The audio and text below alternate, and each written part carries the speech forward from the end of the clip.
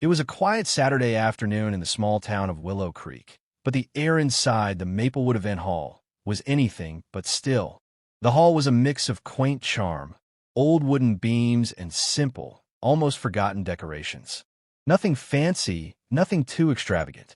The wedding of Sarah Jenkins and David Miller was in full swing, but to many of the guests, it felt more like a peculiar spectacle than a joyous celebration. Sarah's family was there, her closest friends were there, and a few of David's people had shown up too. But what no one truly knew was that the man everyone considered a non-entity, the man they'd been subtly mocking behind his back, was about to turn their entire perception upside down.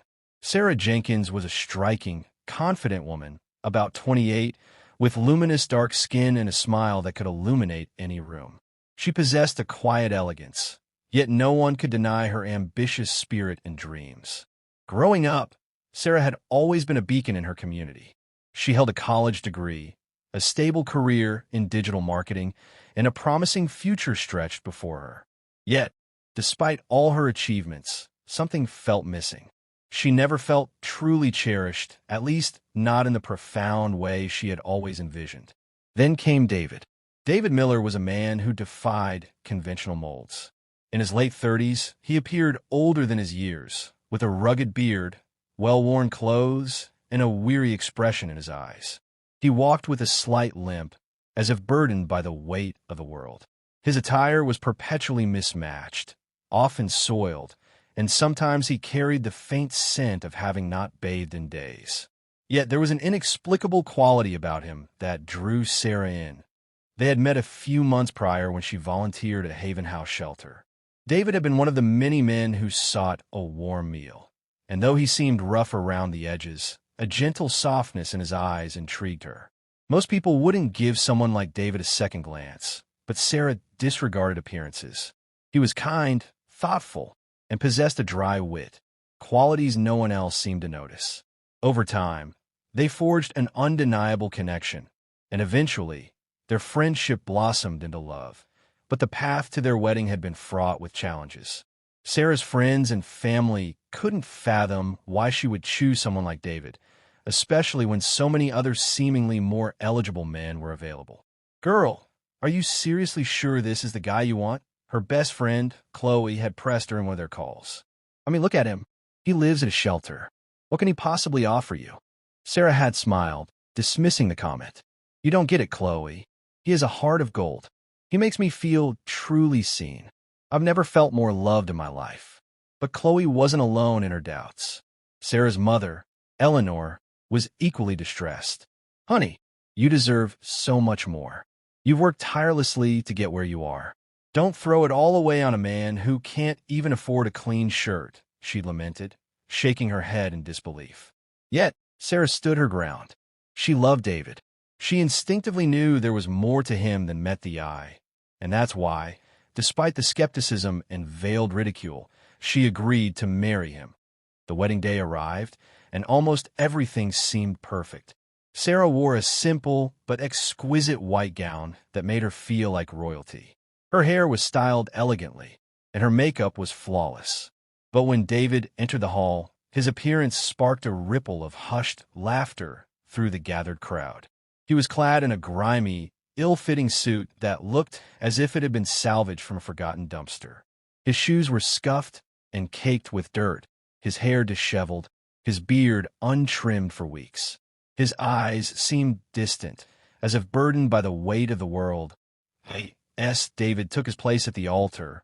Whispers spread throughout the room. "Is this truly happening?" one of Sarah's aunts murmured to her husband, both struggling to stifle their giggles. "She could do so much better. What is she thinking?" another guest muttered under their breath. But Sarah, standing at the front, her eyes locked with David's, paid no heed to the whispers. She knew his truth, even if no one else did. The ceremony proceeded, but the atmosphere in the room remained tense. Sarah's friends and family snickered behind their hands, unable to resist commenting on David's disheveled appearance. Everyone's gaze kept flicking to the clock, eagerly awaiting the ceremony's conclusion so they could return to their more comfortable lives. Finally, it was time for David to deliver his vows. He took the microphone from the officiant, his hands trembling slightly as he surveyed the room. For a brief moment, he hesitated, his eyes scanning the faces in the crowd. Then he spoke. I know many of you are probably wondering what a man like me is doing here. Marrying a woman like Sarah, David began, his voice steady but soft. You probably think I'm just some forgotten soul with nothing to offer. But that's where you're profoundly mistaken. The room fell silent. Sarah, standing beside him, looked up at him bewildered. She could feel the sudden, palpable tension in the air, but she had no idea what was coming next. David paused for a moment, letting his words resonate before continuing. I've been observing, you could say, for the past month. Everything you've seen, the worn clothes, the rugged beard, the slight limp, the way I appear to have gone days without a shower, it's all been a carefully constructed illusion. I did it to find someone who would love me for who I am, not for what I possess. There was a collective gasp in the room. Sarah's eyes widened in shock, her mouth slightly agape. She had no idea. I'm not some penniless wanderer, David declared, his voice now rising with raw emotion. I've been a millionaire for the past 10 years, but I realized that all the money, all the external success, didn't bring me true happiness. I needed to find someone who genuinely loved me, someone who saw beyond the surface, someone who could truly see me. The guests were stunned. The whispers transformed into murmurs of sheer disbelief. But David wasn't finished yet. I know this may seem outlandish, David continued, but when I met Sarah, I knew she was the one. She didn't care about my perceived lack of wealth. She didn't care about the clothes I wore or the status I didn't appear to have. She saw me for who I truly was. That's why I love her more than anything. Sarah's heart was racing, her emotions a chaotic whirlwind. She had never anticipated this. She felt a rush of exhilarating excitement, a surge of overwhelming love, but also a profound sense of bewilderment. David had kept this from her. Why? Why hadn't he told her? David turned to Sarah, his face filled with tenderness. Sarah, I want you to know that everything I've done, I did it for you. I needed to know that you loved me, not my money. And now that I know you do, I want to give you the world. With that, David snapped his fingers. The dimly lit room, with its weary streamers and faded balloons, began to transform. The lights flickered, and the tired decorations were instantly replaced by opulent gold-trimmed drapes, cascades of fresh flowers, and sparkling crystal chandeliers. The guests watched in utter awe as the room metamorphosed before their very eyes. Sarah's jaw dropped. She had no idea what was unfolding. David stepped back and gestured to her.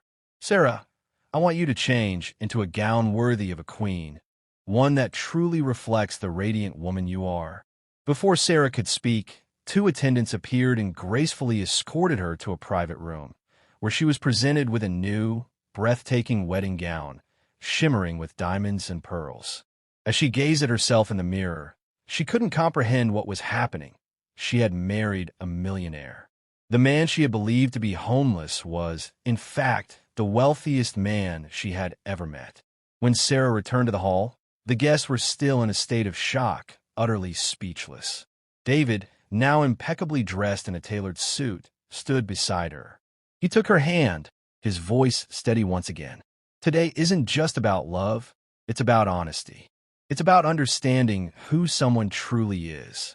And Sarah, you're the only one who saw me for who I truly am. The room remained silent for a long, poignant moment. The laughter, the whispers, the judgmental glances, everything had completely faded. Everyone present realized how profoundly wrong they had been. The people who had laughed, who had mocked, were now consumed by a palpable regret. Sarah looked around the transformed room, her heart overflowing with love and pride for the man standing beside her. David had given her more than just a magnificent wedding. He had given her the truth, the real truth of his heart and his intentions. And as they danced together under the glittering chandeliers, the world outside seemed to simply fade away. All that mattered was that they had found each other, seeing beyond superficiality. The guests, once riddled with doubt, now felt the heavy weight of their own actions. They had judged David solely based on appearances, but now they understood that the true value of a person wasn't in their clothes or their wealth. It was in their heart. And as the night unfolded, no one laughed anymore. All that remained was a profound silence, quiet reflection, and the powerful understanding that true love had nothing to do with how much money you had or the clothes you wore.